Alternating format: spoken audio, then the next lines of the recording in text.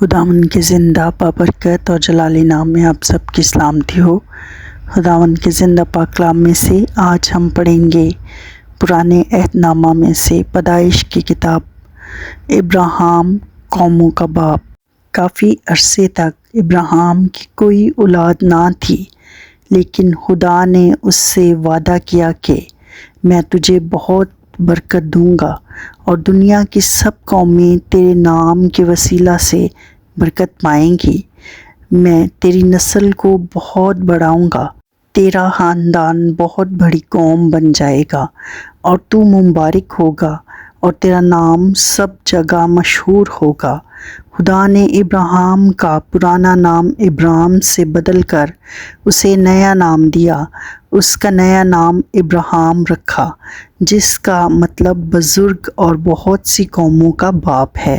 خدا نے ابراہیم کی بیوی ساری کا نام بھی بدل دیا۔ اس کا نیا نام سارہ رکھا، جس کا مطلب ہے شہزادی۔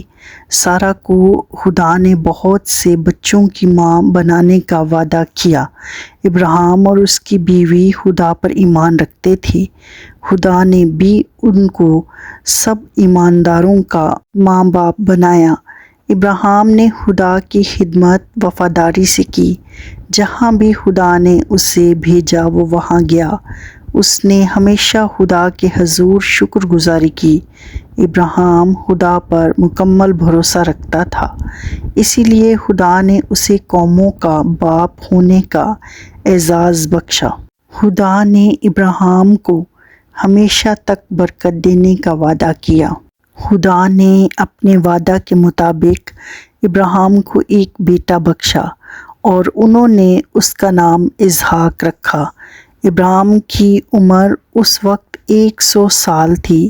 اس کی بیوی کی عمر 90 سال تھی۔ دونوں بہت بوڑھے تھے۔ خدا نے بڑھاپے میں ان کو بیٹا بخشا۔ خدا نا امیدی کو امید میں بدل سکتا ہے۔ وہ دونوں بہت خوش تھے۔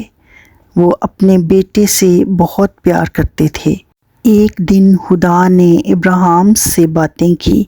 خدا نے ابراہیم سے کہا کہ اپنا بیٹا اسحاق مجھے واپس دے دے۔ تو اس کو ایک پہاڑ پر لے جا کر قربان کر دے۔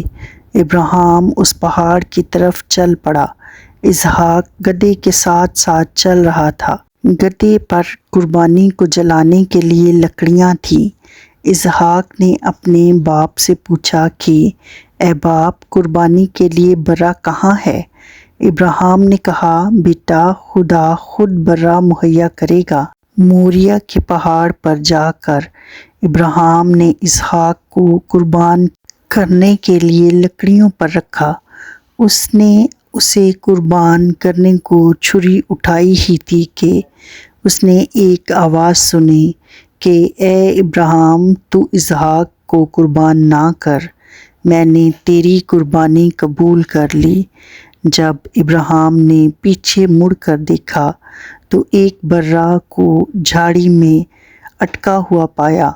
اس نے خدا کی آواز سن کر اس برا کو جھاڑی میں سے نکالا اور اسے ذبح کر کے قربانی چڑھائی۔